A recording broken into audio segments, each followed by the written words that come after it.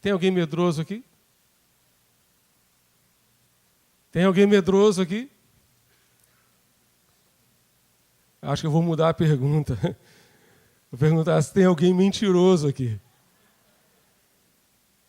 Porque quem não é medroso? Conta. Quem não é medroso? Nós somos medrosos por natureza. Somos medrosos por natureza. E Deus colocou o medo em nós e permitiu que tivéssemos medo, sabe para quê? Para nos proteger. Porque quando nós temos medo de alguma coisa, a gente se previne, a gente se prepara devidamente para enfrentar aquele desafio que julgamos ser maior do que nós, que julgamos ser maior do que a nossa capacidade. Por isso, temos o medo. Mas o medo pode ser vencido, o medo pode ser administrado. Em muitos e muitos momentos, na palavra de Deus, nós iremos encontrar a expressão: não tenha medo. Não tenha medo. E essa expressão, certamente, é algo que Deus deseja ministrar ao meu coração, ao seu coração, aos nossos corações, a cada dia, a cada instante. Diante dos medos da nossa vida, ouça o Senhor lhe dizer: não temas, não temas, não tenha medo, não tenha medo. O David Jeremias, ele disse que o medo já foi definido como uma gotinha de dúvida que escorre pela mente e se avoluma até transformar-se num grande canal onde todos os pensamentos se afogam. Eu vou repetir. O medo já foi definido como uma gotinha de dúvida que escorre pela mente e se avoluma até transformar-se num grande canal onde todos os pensamentos se afogam. Porque medo e dúvida normalmente andam juntos. Normalmente andam juntos. Ele vai dizer ainda que pequeninos medos, quase imperceptíveis, podem aumentar dia a dia até nos deixarem paralisados e sem ação, sem o que fazer. Um outro autor alistou algumas categorias de medo. Algumas categorias que poderiam, assim, resumir os nossos medos. A primeira delas é o medo da pobreza. O medo da pobreza. Por isso que a riqueza promete aquilo que ela não pode dar. Ela promete segurança, mas quanto mais ricas as pessoas estão, mais medo elas têm de perder aquilo que elas têm. Tá? Então, medo da pobreza, medo de crítica, medo de ser criticado naquilo que você está fazendo, medo da perda do amor, né? Especialmente alguém muito importante para você, de repente você tem medo de perder esse amor, de que essa pessoa deixe de amar você, como diz que ama. Medo de doença, medo de um diagnóstico desfavorável, medo também da velhice, tem muita gente com medo de ficar velho, né? Mas minha sogra diz, com os seus 80 anos, para lá vocês vão. Para lá vocês estão indo, quando a gente começa a zoar, né? Brincar com ela, com os efeitos da velhice dela, ela joga logo essa, né? Para lá vocês estão indo. Para lá vocês estão indo. E permita a Deus que eu chegue aos 80 com metade da capacidade da minha sogra, né? Com a lucidez dela aos 80 anos. Né? E também o medo da morte, que muitas vezes assola o coração humano. Tá? Todos esses medos poderiam ser resumidos num só, que seria o medo de enfrentar problemas. Hoje, no contexto brasileiro, nós poderíamos acrescentar outros medos. Por exemplo, o medo do desemprego, que é relacionado também ao medo da pobreza, né? Mas o medo do desemprego, o medo de perder a sua fonte geradora de renda. A sua fonte geradora de renda. Tá? E a gente precisa, de fato, orar muito pelo Brasil, muito mesmo pelo nosso país, porque muitas pessoas pensam o seguinte: a gente coloca ali o medo do desemprego, né? Então, meu emprego é que gera a minha renda. Mas a partir do momento que eu estou aposentado, então eu não preciso mais trabalhar, a minha renda está garantida. Está garantida enquanto não roubarem. Está garantida enquanto não roubarem. Porque no dia que conseguirem roubar também, tá, quebrarem o Brasil, e que isso jamais aconteça, que Deus tenha misericórdia do nosso país, até mesmo os aposentados não terão mais renda alguma. Não terão mais renda alguma. Tá? Medo também da violência urbana. Sem dúvida é um medo que assola os moradores das grandes metrópoles no nosso país. Todos nós somos sujeitos a enfrentar esse medo, né? Medo de andar à noite, medo de sair à noite, mesmo durante o dia, às vezes as coisas acontecem, né? Debaixo do sol. Medo da violência urbana, o medo de tomar uma decisão errada, especialmente a nossa juventude. Por isso, Eclesiastes vai dizer, lembra-te do teu Criador, nos dias de quê? Nos dias da tua mocidade, antes que venham os maus dias e os anos em que dirás, não tenho neles prazer, não tenho neles contentamento. Por quê? Porque na juventude a gente toma decisões que trazem implicação para o resto da vida. Com quem vou casar? Que curso vou fazer? Que graduação vou fazer? Tá? A graduação é menos problemática do que o casamento. Você pode fazer uma graduação e lá no final da graduação você vai descobrir, de repente, não era isso que eu tinha que fazer. Você faz uma outra graduação. Você tem a vida inteira para estudar. Amém. Mas casamento é a coisa mais complexa. É mais complexo. Por quê? Porque envolve questões emocionais. Envolve questões emocionais. E não só casamento e formação acadêmica, mas várias outras decisões que são tomadas ao longo da juventude que podem trazer implicações para o resto da vida. Implicações para o resto da vida. Um filho rebelde, que não obedece pai e mãe, que toma decisão de rebelar-se contra seu pai e mãe, que toma decisão de não honrar pai e mãe. Ele está tomando decisões erradas, que poderão trazer implicações terríveis à sua vida. Tá? A síndrome do pânico, essa semana tive a oportunidade de conversar com uma moça que já foi membro, né, congregou com a gente já há muito tempo atrás, e ela hoje está sofrendo com síndrome do pânico. E essa síndrome, ela gera, inclusive, efeito colateral, efeito no nosso corpo, efeito físico. Tá? Se você procurar na internet, você vai descobrir que a síndrome do pânico é um tipo de transtorno de ansiedade no qual ocorrem crises inesperadas de desespero e medo intenso de que algo ruim aconteça, mesmo que não haja motivo para que ele aconteça. Mesmo que não haja motivo para que ele aconteça. Quem sofre desse transtorno sofre crises de medo agudo, de modo recorrente e inesperado. Inclusive o medo de que ele volte a acontecer, que você venha sentir de novo esse mesmo medo, esse mesmo pânico. Tá? O que o medo faz com a gente? O que o medo faz com a gente? Agora você vai precisar abrir a sua Bíblia em Números para a gente descobrir o que o medo faz com a gente. Números 13 e 14.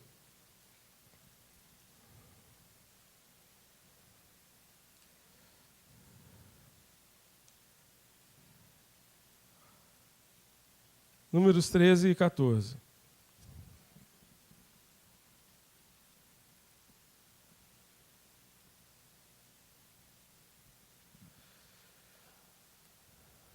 Estão juntos? O contexto desse texto é o seguinte. O povo de Israel foi liberto do Egito, correto? Correto, gente? Ele foi liberto do Egito e foi peregrinando pelo deserto até onde? Até a Terra Prometida, correto? Muito bem. Quando eles chegaram à entrada da Terra Prometida, Moisés tem a brilhante ideia de mandar 12 espiões, 12 agentes secretos, para espiarem a terra, para avistarem a terra, para descobrir as fraquezas e as fortalezas que poderiam ser encontradas naquela terra. Ok? os 12 espiões passam 40 dias lá. E depois de 40 dias, voltam para dar o relatório a Moisés. E o relatório está aí no capítulo 13, verso 25. Diz o texto que ao fim de 40 dias, eles voltaram de sondar a terra. Ao chegarem, apresentaram-se a Moisés e a Arão e a toda a comunidade dos israelitas do deserto de Parã, em Cádiz.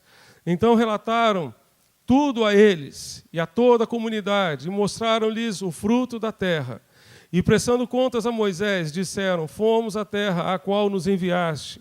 Ela, de fato, dá leite e mel. E este é o seu fruto. Contudo, o povo que habita nessa terra é poderoso, as cidades são fortificadas e muito grandes. Vimos também ali os descendentes de Anak. Os amalequitas habitam na terra do Neguebe. Os heteus, os jebuseus, amorreus habitam nas montanhas. E os cananeus habitam junto ao mar e ao longo do rio Jordão. Então Calebe fez o povo calar-se diante de Moisés e disse: temos de subir e nos apoderar dela, pois com certeza conseguiremos prevalecer contra ela. Mas os homens que haviam subido com ele disseram: não conseguiremos subir contra aquele povo, porque é mais forte do que nós. Então depreciaram diante dos israelitas a terra que haviam sondado.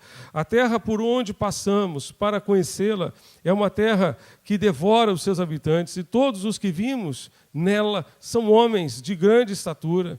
Também vimos ali os nefilins, pois os descendentes de Anak procedem dos nefilins, e éramos como gafanhotos aos nossos próprios olhos e também aos olhos deles. Então toda a comunidade levantou a voz e gritou, e o povo chorou naquela noite. E todos os israelitas murmuraram contra Moisés e Arão, e toda a comunidade lhes disse: seria melhor se tivéssemos morrido na terra do Egito, seria melhor se tivéssemos morrido neste deserto, porque o Senhor nos trouxe a essa terra para cuidarmos ou cairmos à espada. Nossas mulheres e nossas crianças estão ou serão capturadas. Não seria melhor voltar para o Egito? E diziam uns aos outros: escolhamos um chefe e voltemos para o Egito. Então Moisés e Arão prostraram-se com o rosto em terra, diante de toda a assembleia da comunidade dos israelitas. E Josué, filho de Num, e Calebe, filho de Jefoné, que faziam parte dos que haviam sondado a terra, rasgaram suas roupas e falaram a toda a comunidade dos israelitas: a terra por onde passamos para conhecê-la é extraordinária. Se o Senhor se agradar de nós, então nos estabelecerá nesta terra e a dará para nós, terra que dá leite e mel. Apenas não sejais rebeldes contra o Senhor, e não temais o povo desta terra, pois será comido por nós como pão. Eles estão sem defesa, e o Senhor está conosco, não os temais. Mas toda a comunidade disse que fossem apedrejados. Então a glória do Senhor apareceu na tenda da revelação, e todos os israelitas. E o Senhor disse a Moisés: até quando este povo me desprezará? Não crerá em mim, apesar de todos os sinais que tenho feito no meio deles. Eu o ferirei e o rejeitarei com uma praga, e farei de ti uma nação maior e mais forte do que ele. Gente, o que o medo faz com a gente? Primeiramente, ele nos impede de avançar. Vamos parar por aqui. Vamos parar por aqui. Esse negócio de entrar na terra, esse negócio de conquistar a terra, acabou. Vamos voltar para o Egito. Teria sido melhor se nós tivéssemos morrido lá. Teria sido melhor se nós tivéssemos morrido lá no deserto. Teria sido melhor se nós não tivéssemos vindo até aqui. O medo nos impede de avançar. Vamos levantar um chefe e vamos então nos dirigir para o Egito outra vez. Vamos voltar para o Egito, o lugar a respeito do qual Deus havia dito: nunca mais vocês voltarão ao Egito. Nunca mais. Agora o povo está dizendo: vamos voltar. O medo nos imobiliza, o medo nos impede de avançar e conquistar aquilo que Deus sonhou para nós, Deus planejou para nós. Deus disse a respeito desse povo: vocês vão passar 40 anos no deserto. 40 anos no deserto. Um dia para cada, ou um ano para cada dia que os espias foram espiar a terra. Se eles passaram 40 dias lá, vocês vão passar 40 anos aqui no deserto. O medo nos impede de avançar. Segundo, o medo também nos impede de tomar posse das bênçãos que Deus reservou para nós. Deus reservou para nós. Versos 27 e 28 nos dizem: nós fomos até a terra onde você nos enviou. De fato, ela é boa e rica, como se pode ver por essas frutas, mas os que moram lá são fortes, e as cidades são mais... ou melhor, as cidades são muito grandes e têm muralhas. Além disso, vimos ali os descendentes dos gigantes. Nós não temos condições, não temos. Mais adiante o povo vai dizer: não podemos atacar aquela gente, pois é mais forte do que nós. Aí Deus vai dizer a respeito desse povo: até quando me provocará este povo? E até quando não crerá em mim, a despeito de todos os sinais que fiz no meio dele? O medo, infelizmente, nos impede de tomar posse dos propósitos de Deus, e o medo nos faz colocar Deus à prova. E quando a gente coloca Deus à prova, nós estamos desconfiando de que Deus é capaz de cumprir aquilo que Ele prometeu. E por conta disso, nós entristecemos o coração de Deus. Porque se Deus nos fala algo, Ele diz que pode nos dar algo, e nós dizemos: não, o Senhor não pode nos dar, nós estamos chamando Deus de mentiroso. Como se Deus estivesse jogando conversa fora. Deus não faz isso. Deus não faz isso. O medo entristece o coração de Deus. O medo distorce os propósitos de Deus e distorce, inclusive, a nossa visão a respeito de nós mesmos. Eles disseram: nós nos sentimos como gafanhotos aos olhos deles e aos nossos próprios olhos. Aqueles espias não eram gafanhotos, eram pessoas, como eu e você. Limitadas, frágeis, falíveis, mas pessoas, não eram gafanhotos. O medo distorce a nossa visão de nós mesmos e distorce os propósitos de Deus. E o medo, queridos, é contagioso. Uma congregação inteira, e se você for ao livro de Números, você vai ver o tamanhozinho dessa congregação. Só dos homens que saíam para a guerra. Gente, era muita gente. Era muita gente. Alguns estudiosos chegam a afirmar que o número de pessoas do povo de Israel passava de 1 milhão.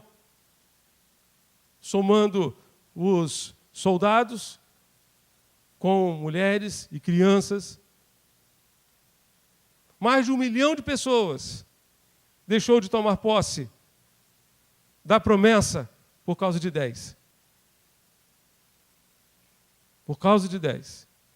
Dos 12 espiões, 2 ficaram do lado do Senhor e 10 ficaram do lado de um relatório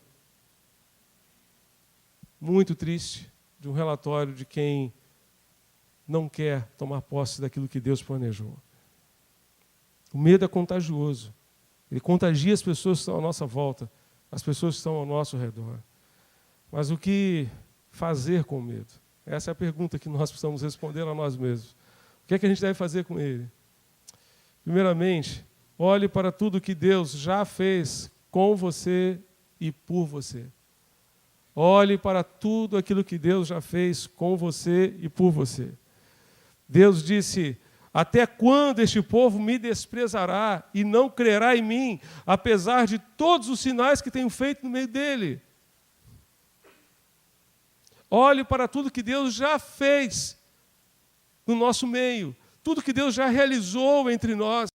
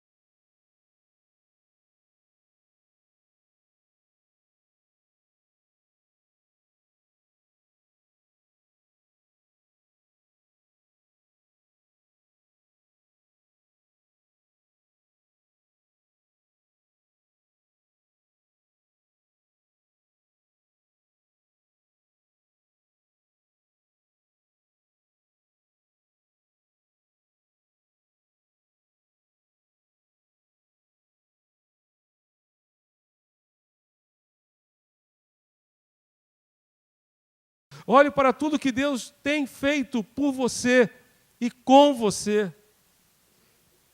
Certamente isso fará toda a diferença. Toda a diferença. E é nesse sentido que a palavra de Deus nos diz, 1 de Pedro 5,7, você pode ler comigo ali na tela? Vamos ler juntos? Lançando toda... Ele tem cuidado de você. Amém, irmãos? Ele tem cuidado de você? Ele tem cuidado da sua família? Você tem visto sinais de Deus na sua casa? Você tem visto a graça de Deus na sua família? Se Ele tem feito isso tudo até aqui, por que Ele não vai fazer até ali na eternidade?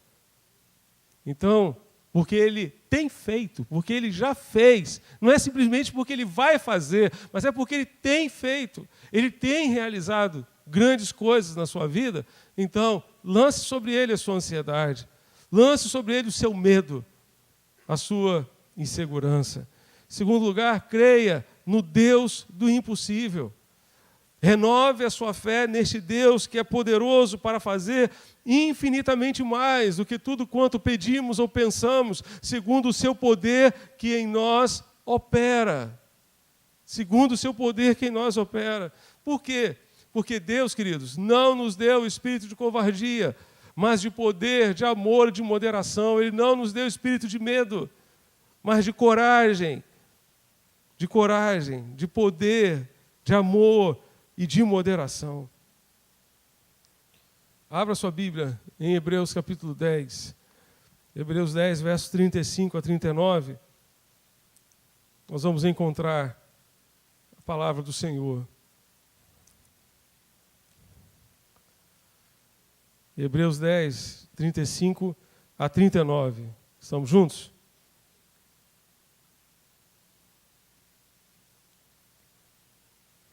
A palavra de Deus diz: portanto, não jogueis fora a vossa confiança, ela vos trará uma grande recompensa. Porque necessitais de perseverança para que alcanceis a promessa, depois de haverdes feito a vontade de Deus, pois aquele que vem virá dentro em breve e não tardará. Mas o meu justo viverá da fé, e se recuar a minha alma não se agradará dele. Nós, porém, não somos dos que recuam para a destruição, mas sim dos que creem para a preservação da vida. Não somos aqueles que recuam, mas aqueles que creem, daqueles que confiam no Senhor. Porque o justo viverá da fé nesse Deus do impossível. Por isso, Jeremias 33:3 nos diz: clama a mim, e responder-te-ei, e anunciar-te-ei coisas grandes e ocultas que não sabes. Em nome de Jesus, confie nesse Deus maravilhoso. Outra atitude que você deve ter para vencer o medo: persevere em seguir ao Senhor. A respeito de Caleb, capítulo 14 lá de Números 14, verso 24, vai dizer: porém o meu servo Caleb, visto que nele houve outro espírito, e perseverou em seguir-me, eu o farei entrar a terra que espiou, e a sua descendência a possuirá. Caleb tinha 45 anos nessa altura. E se você for ao livro de Josué, você vai encontrar Caleb agora com 85 anos, dizendo: Josué, eu quero a minha herança. Eu quero a minha herança. Deus prometeu, e eu estou pisando nesta terra. Aqueles outros 10 que entraram com a gente morreram no deserto. Mas eu estou aqui, porque eu perseverei em seguir a Jesus, em seguir ao Senhor. Eu perseverei em seguir ao Senhor. Em Caleb, diz o texto, que houve um outro espírito, houve uma outra disposição, um outro sentimento, uma outra visão. Em Caleb havia perseverança, ele não se curvava diante dos desafios, ele os entregava ao Senhor e seguia em frente. Por isso ele perseverou em seguir ao Senhor e seguir aos propósitos e anseios do Senhor. Por isso o salmista nos diz, você pode ler ele comigo? Busquei e ele livrou-me de todos os meus medos, de todos os meus temores. Por isso, a palavra de Deus vai nos dizer ainda, em Isaías 41, verso 10, você pode ler comigo? Não.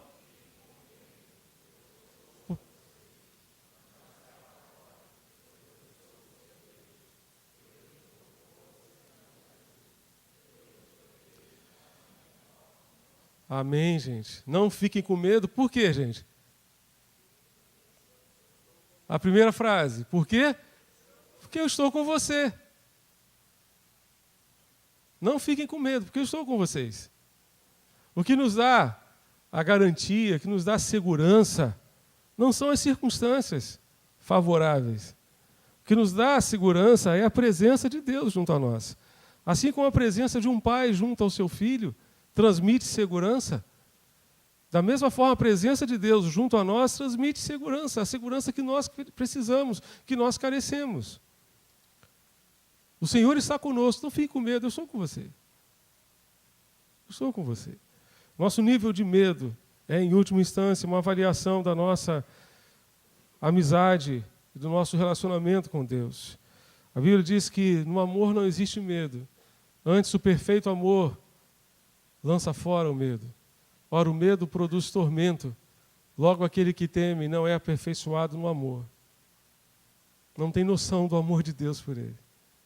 Quem teme não tem noção do amor de Deus, do quanto Deus o ama e do quanto Deus está junto para dar forças e dar a vitória. Salmo 95, de 1 a 6, Deus se reporta a esse momento da história do povo de Israel e diz: eu estive por 40 anos desgostoso com essa geração que não creu em mim, essa geração que não creu nas minhas promessas, essa geração não entrará no meu descanso. Quem entra no descanso de Deus, que para mim e para você hoje é a eternidade, a terra prometida que Deus tem para mim e para você hoje é a eternidade com Deus, é o céu, é a vida eterna com Jesus. Entra na eternidade, entra nesse descanso de Deus, aquele que confia nele, aquele que crê nele, aquele que lança os seus medos nas mãos dele, aos pés dele. Eu não sei quais são os seus medos, o que é que causa medo ao seu coração, o que é que traz tormento ao seu coração, o que é que tira a sua paz. Seja o que for, Deus é maior do que tudo isso. E Ele está com você. Ele diz, não tenha medo, porque eu estou com você. Ele está junto a você e vai dar a vitória em todas as circunstâncias que você tem para enfrentar. Feche seus olhos e ore a Deus conosco. Ore ao Senhor com a gente nesse momento.